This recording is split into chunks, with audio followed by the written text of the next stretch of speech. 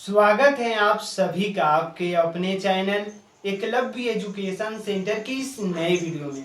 दोस्तों, आज की इस वीडियो में हम यह जानने का प्रयास करेंगे कि भिंडी की खेती में हम पहला खाद कब डालें, और इसके साथ साथ यह भी जानने का प्रयास करेंगे कि हम अपने भिंडी की खेती में पहला स्प्रे कब करें, और इसके साथ यह भी जान लेंगे कि हम अपने भिंडी की फसल में कब कब सिंचाई कर सकते हैं। तो इस तरह से इन तमाम बिंदुओं पर विस्तार से जानकारी प्राप्त करने की कोशिश करेंगे इस वीडियो में। तो चलिए इस बेहद ही महत्वपूर्ण वीडियो की शुरुआत करते हैं।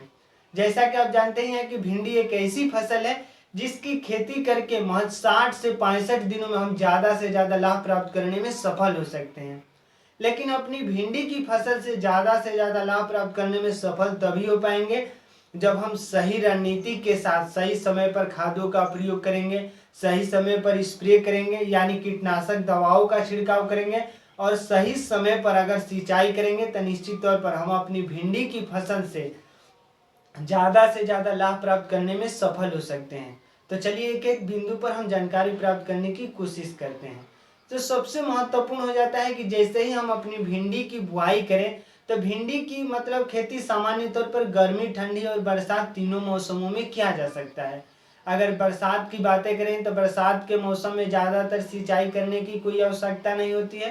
तो इस तरह से बरसात के मौसम में सिंचाई आसानी से किया जा सकता है, यानी कम सिंचाई में हम अपनी भिंडी की फसल से लाभ प्राप्त करने में सफल हो सकते हैं। जब हम गर्मी की बातें करते हैं तो गर्मी में बुआई से पहले एक बार अपने खेत को सिंचाई कर लेना है, और जैसे ही सिंचाई करके अगर भिंडी की फसल को बोते हैं तो निश्चित तौर पर हमारा भिंडी का पौधा है जल्दी से ग्रोथ करेगा। तो इस तरह से इस गर्मी के मौसम में हमें बुआई से पहले सिंचाई कर देना है, और बुआई के तुरंत बाद यानी जैसे ही हमारे भिंडी का पौधा निकलना शुरू हो जाए और उससे लगभग 10 से 5 दिनों के बाद हमें सिंचाई कर देना है।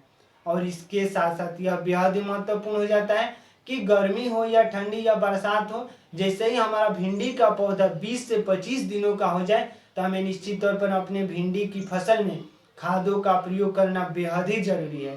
तो इस तरह से अगर सड़े हुए गोबर का खाद अगर पहले ही प्रयोग कर चुके हैं तो निश्चित तौर पर अन्य खादों की सामान्य तौर पर जो आवश्यकता नहीं हो सकती है।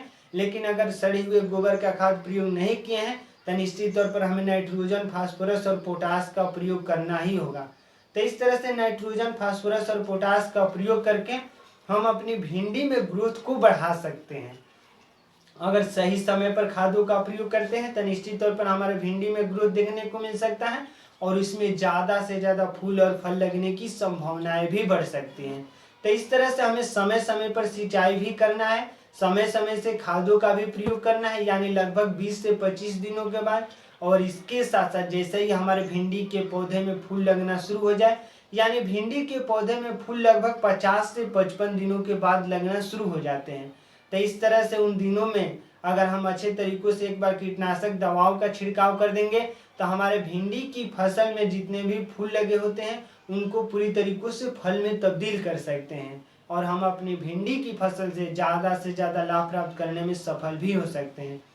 तो इस तरह से सही रणनीति के साथ अगर हम सही समय पर सिंचाई करते हैं, सही समय पर खादों का प्रयोग करते हैं, और सही समय पर अगर कीटनाशक दवाओं का छिड़काव करते हैं यानी स्प्रे करते हैं, तो हमें पूरा भरोसा है कि आप अपने भिंडी की फसल से सफल भिंडी की सफल खेती कर सकते हैं।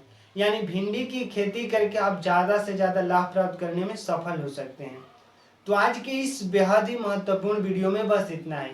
अगर आप हमारे चैनल के साथ नए जुड़े हैं और वीडियो अच्छा लग रहा है, कुछ सीख पा रहे हैं इस वीडियो के माध्यम से, तो हमारे चैनल को कर दीजिए सब्सक्राइब, ताकि हमारे द्वारा अपलोड किया गया हर वीडियो आपके पास सबसे पहले पहुंच जाए, और हम तथा हमारी टीम भी उत्साहित महसूस करें कि आपकी खेती करने की रणनीति में हम थोड़ा सा सहयोग कर रहे हैं।